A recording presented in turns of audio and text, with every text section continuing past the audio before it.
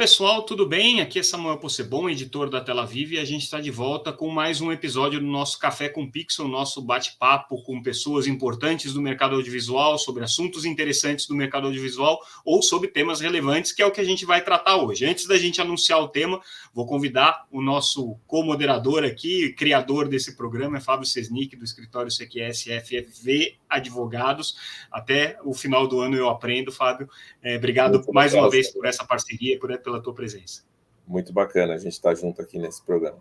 Pois é, e hoje vai ser em dose dupla. O programa ele tem uma característica um pouco diferente do que normalmente a gente faz. A gente sempre convida uma pessoa do mercado para falar sobre um assunto não necessariamente quente, mas como a gente está na semana em que a reforma tributária teve a sua primeira aprovação agora no Senado, né, ainda a expectativa de que ela volte para a Câmara, mas já tudo muito bem encaminhado para aprovação definitiva, e esse é o tema que basicamente domina o noticiário econômico, domina a agenda dos advogados e lobistas em Brasília. A gente achou interessante convidar justamente a pessoa responsável por esse tema no escritório que o Fábio comanda, a Daniela Galvão, que é advogada também do escritório CQS-FV Advogados e responsável pela área de tributação. Então, Dani, obrigado pela presença aqui, obrigado pela sua participação e pela consultoria grátis que você vai dar para os nossos ouvintes aqui. Imagina, Samuel, eu que agradeço aí o convite. Muito legal. Então, assim, acho que a ideia aqui desse nosso bate-papo é falar um pouco sobre a reforma tributária, sobre a realidade tributária do setor audiovisual, do setor de mídia, entender um pouco quais são os impactos que o texto que está, né, em processo de aprovação. A gente sabe que ainda tem algumas variações aí que podem acontecer ao longo dessa reta final, mas já dá para ter uma boa ideia do que esperar, né? Então vamos entender um pouco esse contexto e, antes de mais nada, eu queria que você falasse para a gente, Daniela, como é que hoje é a realidade tributária do setor audiovisual. A gente sabe que cada setor tem uma realidade diferente, telecomunicações tem a carga do ICMS, o setor de serviços, carga grande de ISS, o setor audiovisual tem tudo isso, mas também tem simples, tem outras questões que estão bastante envolvidas aí com o mundo da produção. Conta um pouco para a gente hoje como é que é o cenário que se apresenta nesse momento da reforma tributária. Tá, muito bem. O setor do audiovisual, ele tem condições bastante específicas, se a gente for pensar no mercado como um todo. Por quê? É um setor de serviços que não deve ser tributado pelo ISS. Muito embora muitas produtoras audiovisuais paguem o imposto sobre serviços, na lei complementar do ISS, que é a 116, nessa lei complementar, o item que trata da produção cinematográfica, e a produção, legendagem, distribuição, esse item ele foi vetado quando foi promulgada essa lei complementar. Então, sobre produção cinematográfica, distribuição cinematográfica, não deve ter a incidência de ISS. Mas o veto foi feito no sentido de poder ter a tributação por ICMS ou foi para não incidir ISS e nenhum tributo específico? Então, quando tem o veto no item, é simplesmente um veto. Ele tem uma motivação, mas isso não importa. O fato é, os municípios, eles podem instituir o ISS de acordo com os serviços previstos na lista dessa Lei Complementar 116. Quando tem o veto deste item específico, que é o 13.01, o que acontece? Os municípios, eles não podem exigir o ISS sob pena de violação a essa lei complementar. Então, o que acontece? Tem municípios que seguem cobrando, tá? Posso até mencionar, o município do Rio de Janeiro, na lista dele de serviços, e tem código de serviço específico para a produção audiovisual. No caso de São Paulo, por exemplo, a gente não tem código específico, porque exatamente por conta dessa previsão dessa lei complementar, desse veto. Mas aqui em São Paulo, a prefeitura segue cobrando com base em outros códigos. De qualquer maneira, o que acontece? Muitas empresas produtoras, elas não pagam o ISS, muitas foram a discutir essa questão judicialmente, algumas optam só por emitir nota fatura, sem emitir nota fiscal de serviços e não pagam. Então, o que acontece? Então, você tem esse segmento que não paga o ISS. Para além disso, o segmento, ele mexe com uma cadeia de pagamentos de direitos. Direitos autorais, direitos de imagem. Então, os contratos são feitos considerando a prestação de serviço e a cessão, o licenciamento de direitos. Os direitos, por conta da Lei de Direitos Autorais, eles têm o tratamento de bens móveis, que acontece para fins tributários.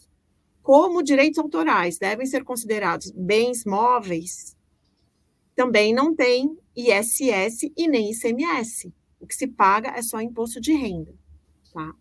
Então, assim, hoje em dia é um segmento que não paga, não deve pagar o ISS, óbvio que algumas produtoras pagam, mas elas podem discutir e afastar essa cobrança.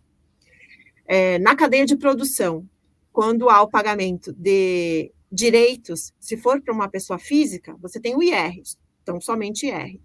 E você tem, vamos lá, para um pagamento de direitos para uma pessoa jurídica, somente tributos federais. Então, imposto de renda, contribuição social sobre o lucro, PIS, COFINS.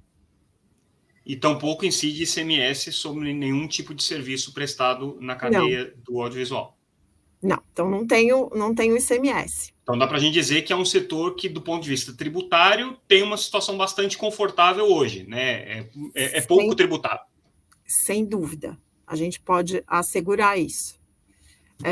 E aí, assim, óbvio que tem algumas características e mudanças na tributação do segmento por conta do mercado. Então, assim, em 2018, quando eu entrei aqui no escritório e participei do mapa da tributação da economia criativa, eu conversei com muitos produtores. Muitos produtores, eles vinham ou do Simples Nacional, ou do lucro presumido.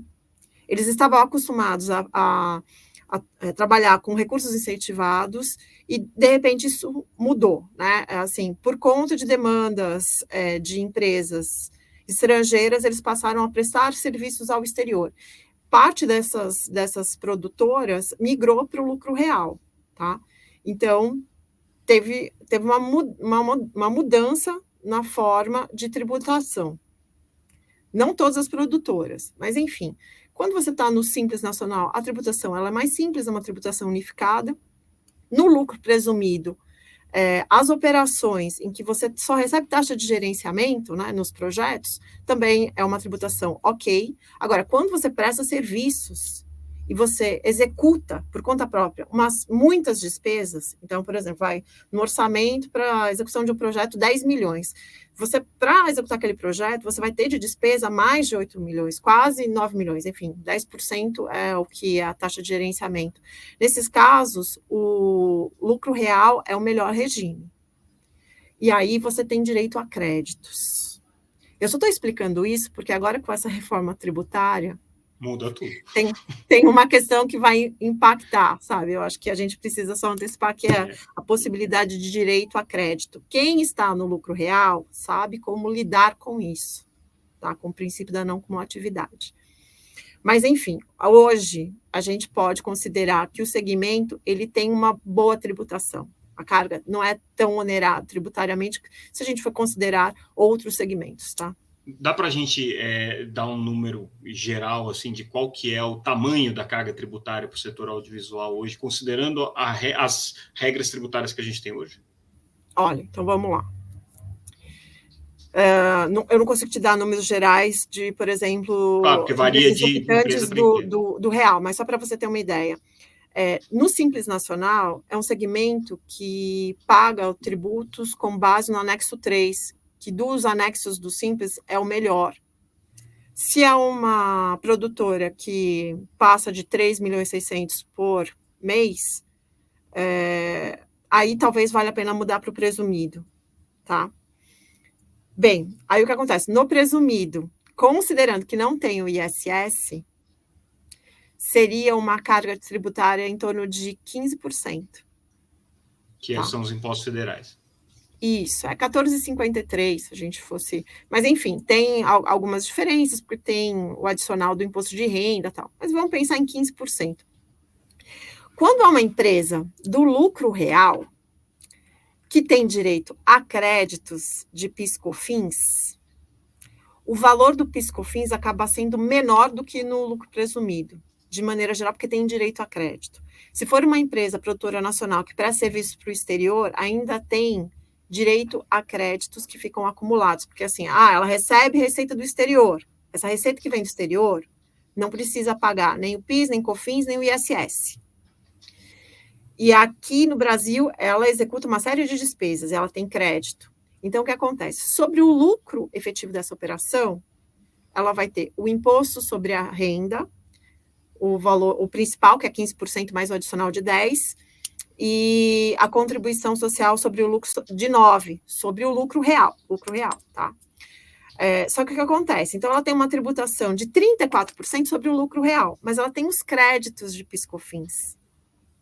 E isso daí reduz significativamente. Isso reduz significativamente. Assim, se você fizer um bom planejamento tributário da operação, eu acho que, enfim, considerando serviços prestados para o exterior, ok, se for uma empresa que só presta serviço aqui no Brasil, talvez esse número seja maior, mas uma empresa que presta serviço para o exterior, considerando só a incidência de IR, contribuição social sobre lucro e crédito de PIS/COFINS, talvez essa tributação seja também em torno de 15% ou menos, tá? Mas para esse tipo de operação, produção audiovisual. Legal. Então, isso é o quadro até essa semana.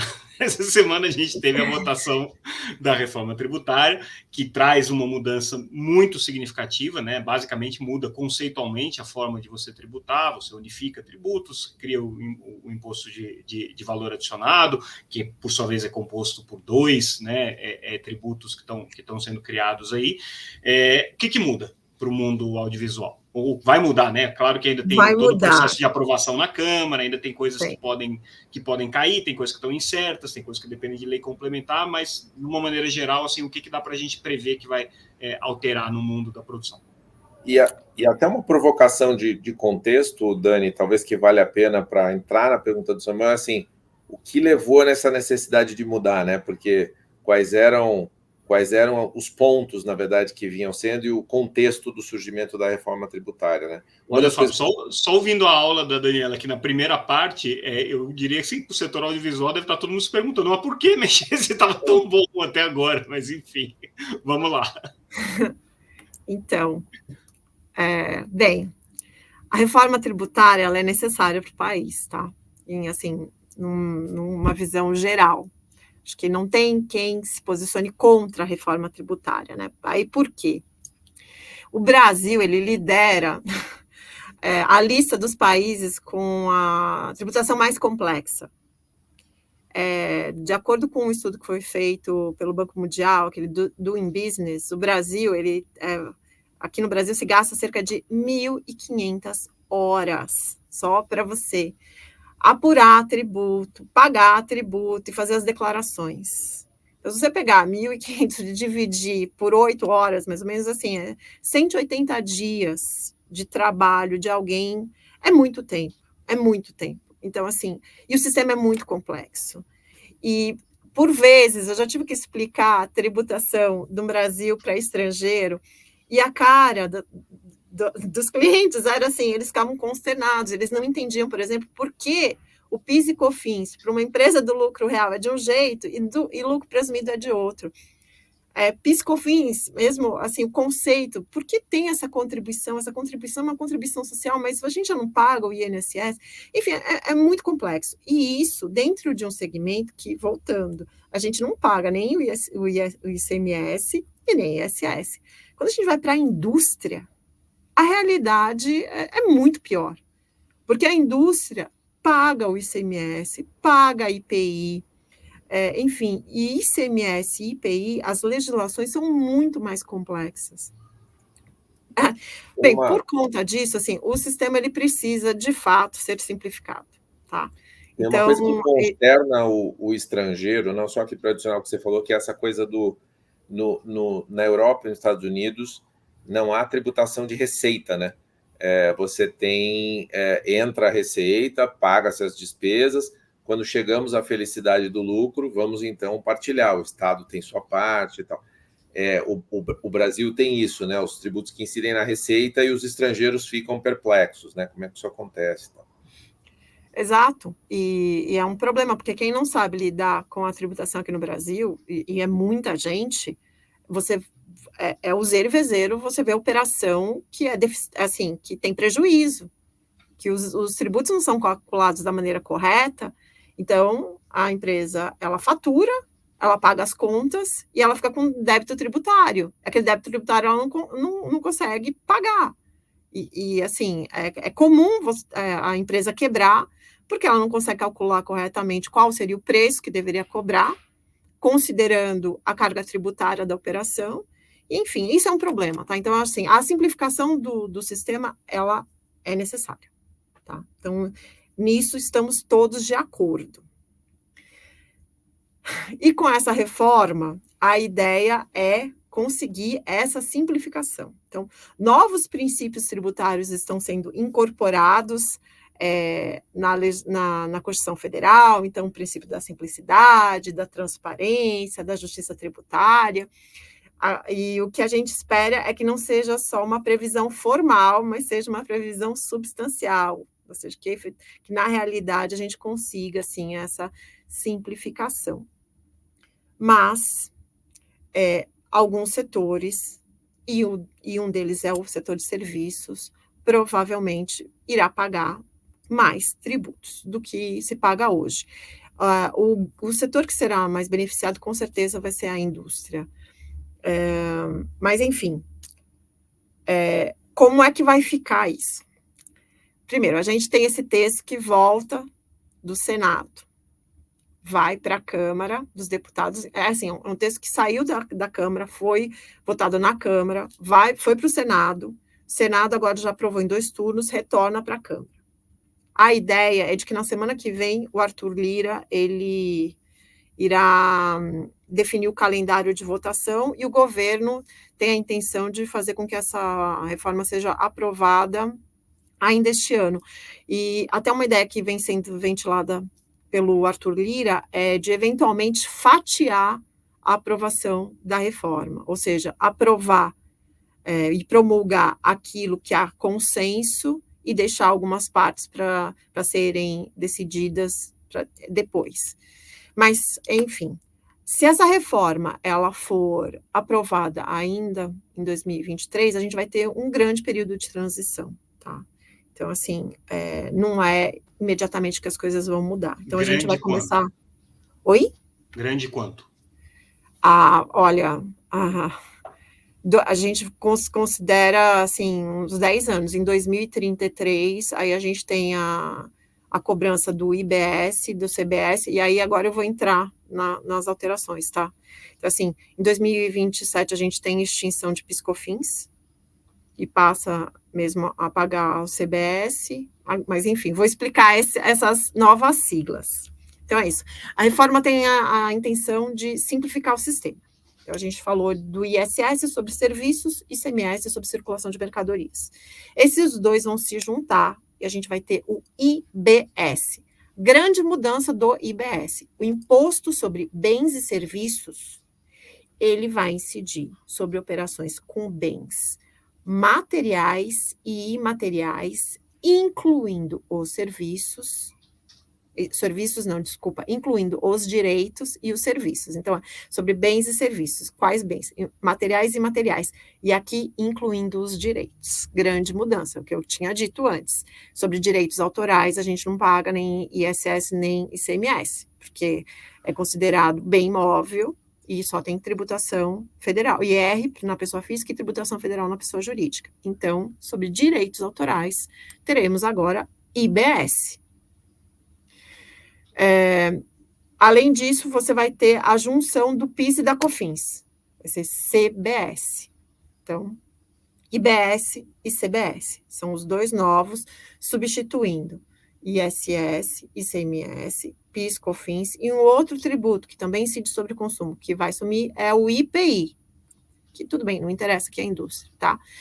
E tem mais um novo tributo que surgirá, mas esse também não interessa, mas enfim, afeta todos os brasileiros, que será um imposto seletivo, que deve incidir sobre produtos que fazem mal à saúde ou ao meio ambiente, bebidas, cigarros, enfim. Pois bem, a ideia é de que IBS e CBS, eles sejam uniformes, e eles vão ter as mesmas regras. E também estarão sujeitos ao princípio da não cumulatividade, ou seja, eu sou uma prestadora de serviço, produção audiovisual, tá? Então, quando eu presto serviço para o meu cliente e eu emito a nota, naquela nota vai ter o custo do IBS e do CBS. Digamos que foi lá uma produção, a gente só vai trabalhar com números gerais para ter uma ideia.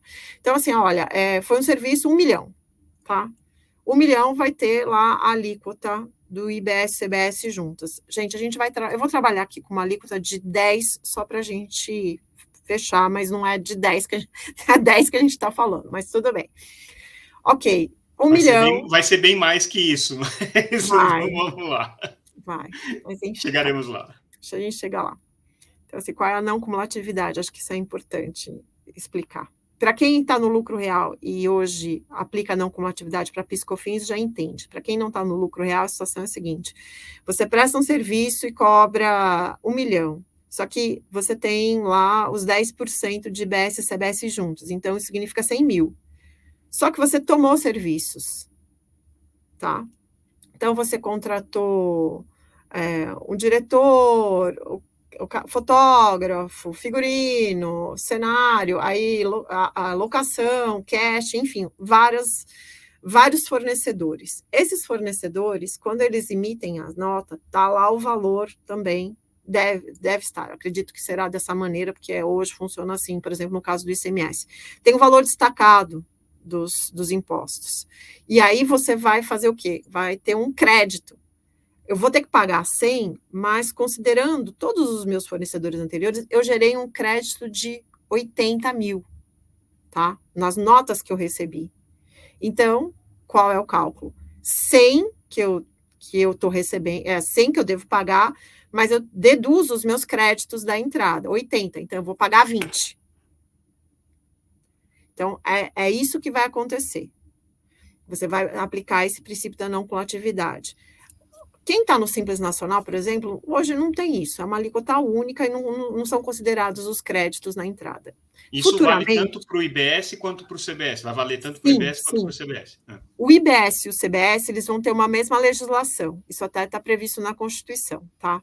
Eles vão ter essas mesmas regras, né, de alíquota uniforme, forma de creditamento, enfim, isso é para simplificar mesmo o sistema, né, para que você não precise consultar tantas legislações e ter tantas alterações, então tem um padrão, essa é a ideia. Então, tem essa intenção de simplificar dessa maneira, só que você também tem, assim, essa reforma, ela não é todo mundo que vai seguir essa regra.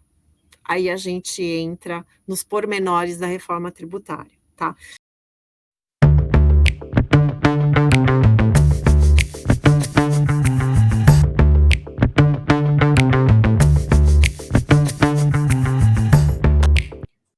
A gente entrar nesse pormenor, eu acho que um ponto que é importante deixar bem claro, você deu o exemplo agora utilizando uma alíquota imaginária de 10%. O que está sendo dito, e aí não está definido essa alíquota, ninguém sabe qual vai ser, né? Acho que deve estar sendo calculado lá pelos técnicos, em função dos impactos tributários e tudo, mas o que está sendo dito é que essa alíquota padrão vai ser talvez alguma coisa na casa de 27%. 27,5%, 28%. Né? Se for isso, ainda que você tenha os créditos que possam ser tomados, e é uma cadeia que, felizmente, acho que gera muito crédito, porque você tem muito fornecedor, tem cadeias que não tem tanto fornecedor, por exemplo, cadeia de TI, eu acho que é muito mais complicado, porque você não tem tanto fornecedor, né? A produção de valor está na própria atividade de TI, né? O cara desenvolve um código lá e aquilo, de repente, vale 100 mil, né, aquele código, mas não é porque ele contratou um monte de gente para produzir aquele código. Diferente do audiovisual, você contrata, como você exemplificou, casting, câmera, diretor, produtor, comida, catering, gerador, né, equipamento, tudo isso vai gerando crédito e aí melhora as coisas. Mas vamos supor que seja 27, né, ou 28, né? Vocês já estimam se isso vai dar, no final das contas, mais ou menos do que é pago hoje? Vai ter um aumento ou não da carga tributária? Vai ter certamente um aumento do custo das produções, né? Então, é assim, aí eu preciso entrar nessa questão do regime, dos regimes, para explicar a questão do segmento. Então, é assim. Então, tem essa ideia de ter uma uniformidade, uma simplificação do sistema, só que a própria reforma, a própria PEC, ela traz regime específico tributário para alguns segmentos, aí, assim, combustíveis, serviços financeiros, operações com imóveis, aí também tem operações, assim, com parques temáticos, turismo, bares e restaurantes, regimes específicos tributários. O que os regimes específicos tributários, eles têm de diferente? A lei complementar, ela vai poder definir, por exemplo, alíquota diferente, sistema de creditamento diferente, enfim, isso está previsto. Telecomunicações também está em regime específico tributário, determinadas operações, tá? Nesses regimes específicos tributários. Aí a gente tem o regime tributário diferenciado. Então, tem o específico e tem o diferenciado. A produção cultural, produção audiovisual, produções jornalísticas, estão no regime diferenciado. O que é o regime diferenciado? É um regime que vai ter uma redução de alíquota de 60%. Então, só que é assim, as operações, e isso é importante, assim, para que o pessoal entenda um pouco de como veio essa discussão e de onde estamos. Quando o texto estava sendo discutido na Câmara dos Deputados, nós tínhamos uma redação que dizia o seguinte, que a lei complementar, ela poderia definir as operações com bens e serviços referentes a, olha só, referentes a. Aí, inicialmente era assim, atividades artísticas, culturais, audiovisuais. Referentes a atividades artísticas, culturais, audiovisuais. Então, a lei complementar ia poder, dentro do rol das atividades audiovisuais, definir uma série de operações sujeitas à tal da redução de alíquota.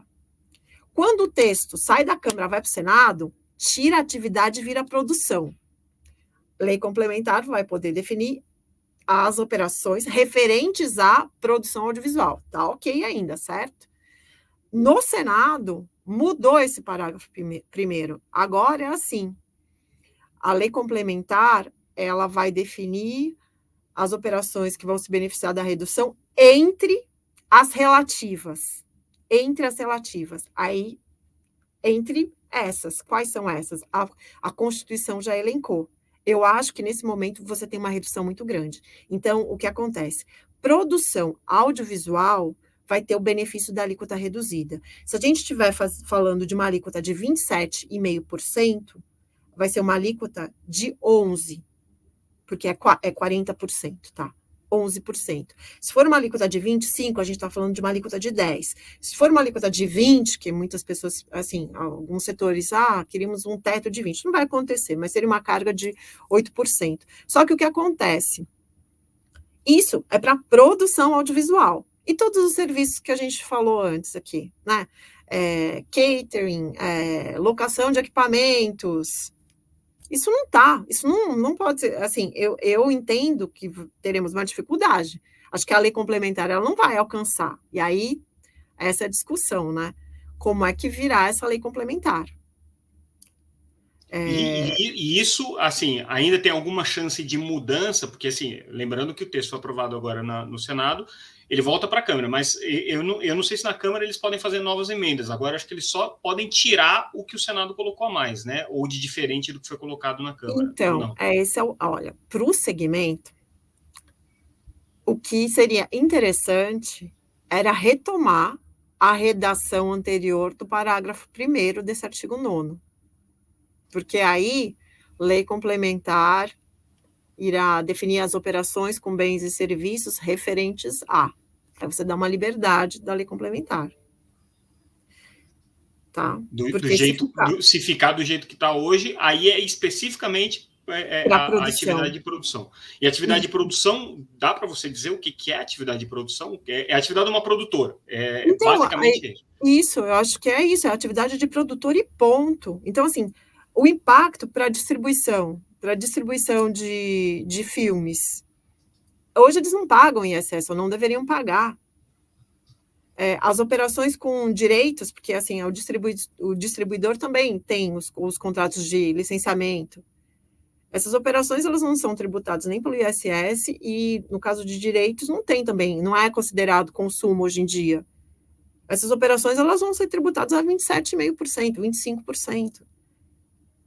Direitos adquiridos, aquisição de direitos do exterior, hoje em dia só se paga o imposto de renda, de royalties, e a gente tem uma carga aí em torno de 25%. Na aquisição desses direitos do exterior para o Brasil, de conteúdo audiovisual, com a nova legislação, vai ter IBS e CBS. E na importação, provavelmente, vai ser essa alíquota cheia, 27,5%, 25%. E isso, assim, essa questão vai precisar ser enfrentada, porque você ter essa tributação, mais o que você já paga de IR e CID royalties e Condecine, fica inviável. Então, assim, ok, vai ser considerado um bem suscetível à tributação de IBS e CBS, como é que a gente lida, então, com o IR? Então, tem que cair o IR. Então, essa é uma discussão que a gente vai enfrentar adiante. É difícil que caia o IR, porque justamente assim, é o imposto mais principiologicamente mais importante, né? Você tributar a renda, aquilo que o Fábio estava colocando, né? No mundo inteiro é o que você faz, mas você tirar isso vai ficar um pouco... Então, mas nas remessas para o exterior, então, quando, por exemplo, eu compro um serviço ou um produto do exterior, eu não pago IR, eu pago só os impostos sobre o consumo, o ISS, o ICMS, PIS, COFINS. Então, quer dizer, ok, agora eu estou dando tratamento para os direitos que são adquiridos como se fossem bens de consumo. Então eu vou ter que afastar o imposto de renda. Eu acho que essa é uma discussão relevante para se ter, né, adiante. Porque senão fica inviável, você já vai ter que pagar. E taxas e contribuições não mexeu nada também, né? As taxas e contribuições ficam como estavam. Condecine, tudo isso continua do jeito que estava. Né? Então, continua do jeito que está. Agora, o governo federal ele vai ter que encaminhar uma proposta de alteração do imposto de renda nos próximos 180 dias, a partir da aprovação da emenda constitucional. Então, quer dizer, aprova essa reforma, que é uma reforma tributária do consumo, né? Acho que eu não mencionei isso antes, mas é isso. Essa reforma tributária é uma reforma tributária com foco no consumo. E depois vem uma reforma tributária que vai tratar do imposto de renda. E o governo federal deve encaminhar em 180 dias uma proposta tão logo seja aprovada essa emenda. Então, a gente é algo a ser discutido. Para o segmento, acho que é muito relevante. Com certeza. O objetivo, quer dizer, que era de simplificar, né? A gente vendo o que está colocado aí. A pergunta é, simplifica? E aí, assim, quais os impactos econômicos, né, que a gente tem como saldo dessa reforma tributária, pelo menos dessa primeira fase dela, né? Assim, se você pudesse fazer um resumo. Olha, então, para o segmento, o grande impacto vai ser no custo das produções, tá? Porque é isso, você hoje em dia produz sem ter que pagar imposto na aquisição de direitos. Muitas das produtoras prestam serviços sem o pagamento do ISS. E elas vão ter que começar a colocar a conta do IBS. Óbvio que é isso, tem um período de transição. E outra, nós precisamos também receber a lei complementar, né? Então, assim, gente, hoje aqui, ainda em novembro de 2023, a gente tem uma PEC que deve ser aprovada. Acredito que vai ser aprovada. Mas depois a gente vai ter um prazo para receber essa lei complementar. Na lei complementar, questões serão trabalhadas. Então, assim, é possível controlar esses efeitos. Mas, assim, impacto econômico vai aumentar o custo de produção de obra audiovisual no país, com certeza. Vai aumentar o custo tributário na distribuição de conteúdos? Com certeza. Vai aumentar o custo na aquisição de conteúdos do exterior? Com certeza. Não há dúvida.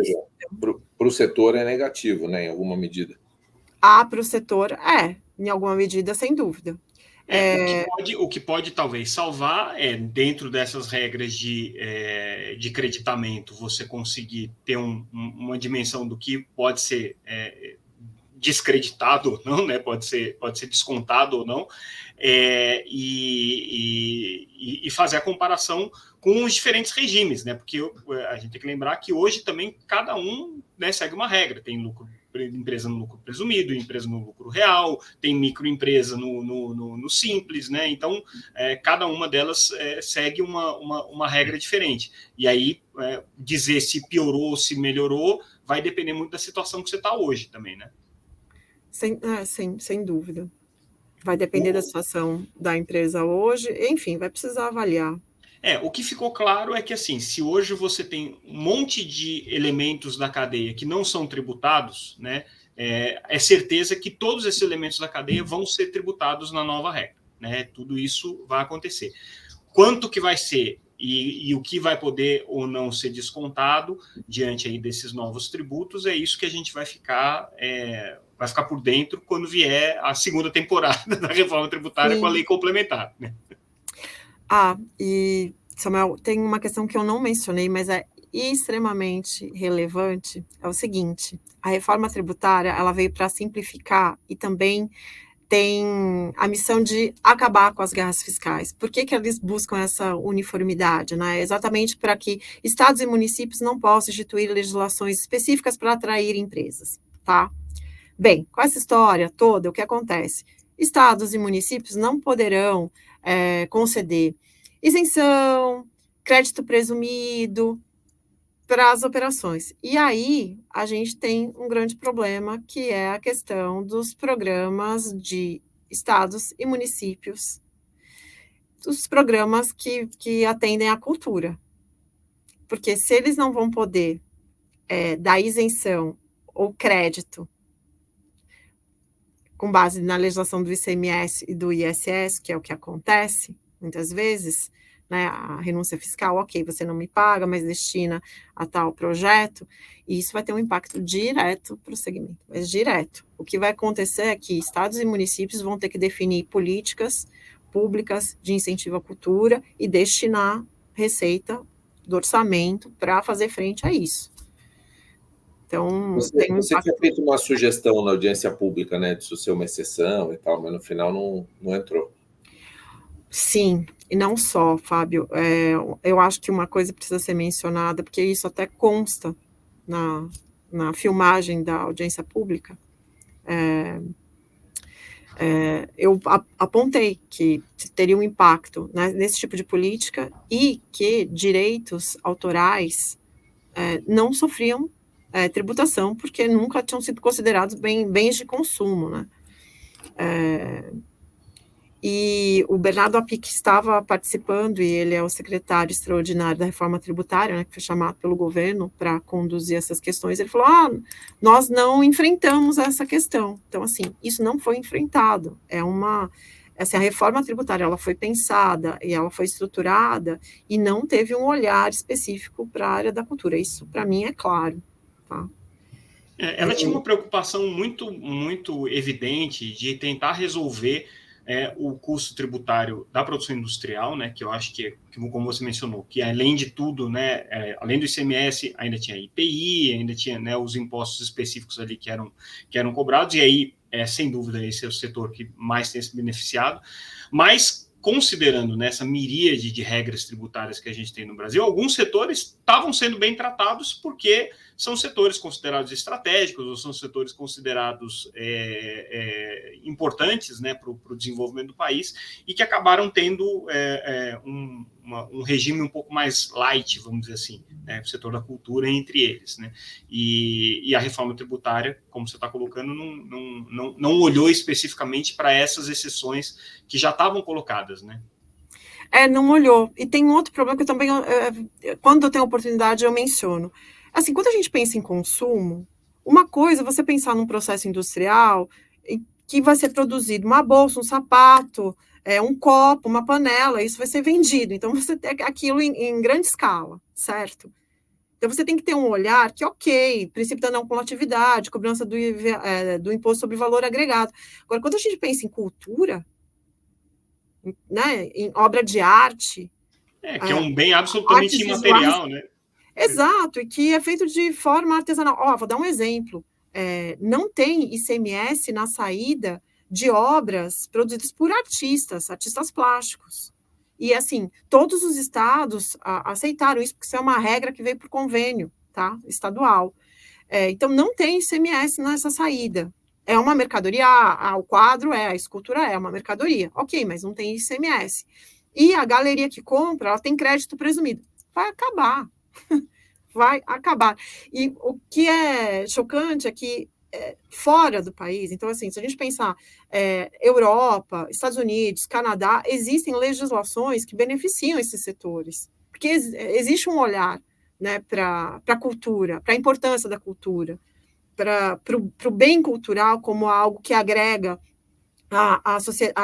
ao patrimônio da sociedade, né, assim, a história, enfim, e isso não foi enfrentado. Então, assim, é uma reforma sobre consumo com foco em bens de consumo que não são duráveis, enfim, não são artísticos e culturais. Então, infelizmente... E você, pelo que você observou, assim, nesse processo todo da discussão da reforma tributária, você mencionou a audiência pública da qual você participou, que o Bernardo Api estava participando, ela foi uma reforma tributária que passou relativamente rápido, né, considerando que é um assunto que está sendo discutido há mais de 20 anos, né? Você tem um debate sobre isso. Então, assim, o governo assumiu com essa bandeira foi adiante. Deu tempo do setor cultural se organizar, do Ministério da Cultura, que estava sendo remontado, se organizar para dar esse suporte. Você acha que teve uma mobilização considerando a gravidade, né, dos impactos que estavam sendo gerados, houve uma mobilização e foi simplesmente ignorado, ou não houve uma mobilização suficiente, e aí esqueceram de nós, vamos dizer assim?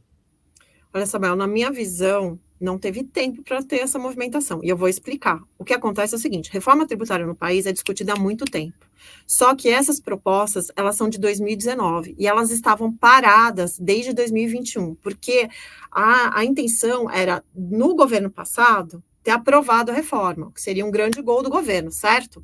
Só que o governo federal anterior, a ideia do governo era conseguir passar a própria reforma, né? A gente tinha ali o Paulo Guedes com as propostas dele, e então eles queriam passar um tipo de reforma. E isso não aconteceu. Então, a PEC 45 estava parada desde maio de 21.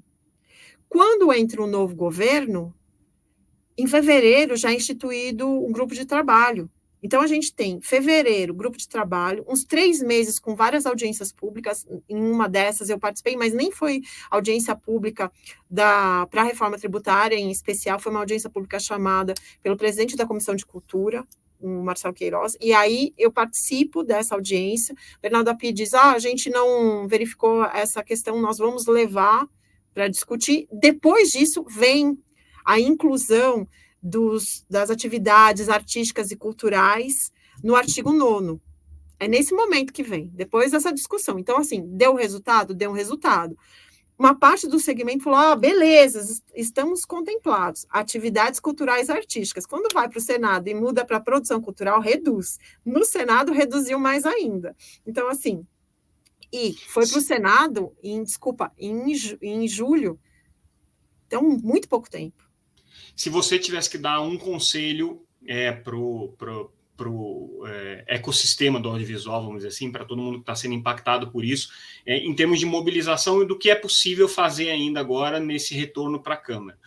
O que você aconselharia? O que é possível fazer? Vamos lá e vamos pedir para voltar para a redação do Senado. Esse é o melhor dos mundos. Ou vamos deixar para brigar na legislação complementar, ou existe um risco muito grande de deixar para depois, ou vamos tentar brigar na reforma do imposto de renda, ou isso não vai ter impacto nenhum. Qual que seria o seu conselho aí? Eu sei que advogado não gosta de dar conselho, gosta de dar parecer, mas de qualquer maneira, qual seria o seu conselho nesse momento? Olha, de maneira muito pragmática, tá? Eu acho que essa reforma deve passar, e eu acho que para diminuir os prejuízos, o ideal seria conseguir retomar, agora na Câmara, a redação do parágrafo 1º do artigo 9º, tá? Redação do parágrafo 1º do artigo 9º, porque aí é uma redação que dá uma possibilidade da lei complementar colocar, incluir mais atividades dentro de produções culturais, artísticas e audiovisuais, que seriam beneficiados pela redução. E aí, fazer esse trabalho em lei complementar. Agora, é aquela coisa. Essa reforma está sendo proposta para também diminuir os litígios, porque litígio na esfera tributária tem aos montes. Só que é isso. Dependendo do que passar, efetivamente, o segmento da cultura e do entretenimento, a gente tem formas de discutir, porque o Brasil é signatário de tratados internacionais que estão comprometidos com o desenvolvimento da cultura, até por uma questão social. Então, e se a reforma tributária ela busca uma justiça fiscal, então ela também deveria ter um olhar mais justo, né, para a cultura, porque é isso. A gente não está falando aqui de produção de bens de consumo, que, enfim, não são duráveis. E o que tem de produtor e de artista que trabalha, o trabalho, né, o que entrega de resultado vai muito além da questão meramente econômica, né? Então, é uma entrega social. Você tem um valor imaterial, assim, que é típico, né? É típico do setor Sim. cultural. É justamente isso, assim. É o que te faz diferente, né, dos macacos, por exemplo, é você conseguir produzir esse valor imaterial. Né? Sim. Daniela, te agradeço imensamente por essa aula, né? Eu acho que foi super didática a tua intervenção. Fábio, mais alguma ponderação que você também, como advogado, queira trazer, ou alguma provocação que você queira fazer para a Dani? Eu acho que a Daniela cobriu absolutamente tudo. Acho que o tema, a relevância da discussão é os produtores avaliarem o impacto e também esse papo contribuir com a mobilização do setor, né? Eu não sei como tributação no país é um troço complexo por natureza, eu não sei quão assessorados também as entidades estão para poder fazer essa pressão, né? E fazer com que olhem para o nosso setor, é bastante importante. Perfeito. Tá bom, gente, eu mais uma vez agradeço a participação de vocês, Fábio, como sempre, a nossa parceria. Daniela, obrigado pela sua presença aqui no nosso Café com Pixel, que tem a proposta de ser um papo descontraído e agradável, nesse caso, com um tema um pouco árido, então o café ficou um pouco salgado, mas extremamente relevante, o que também é o nosso propósito aqui, tá? Então, acho que a gente encerra por aqui. Agradeço mais uma vez a audiência de todos vocês e em breve a gente retoma com mais um Café com Pixel. Obrigado, pessoal. Até mais. Obrigada. Abração.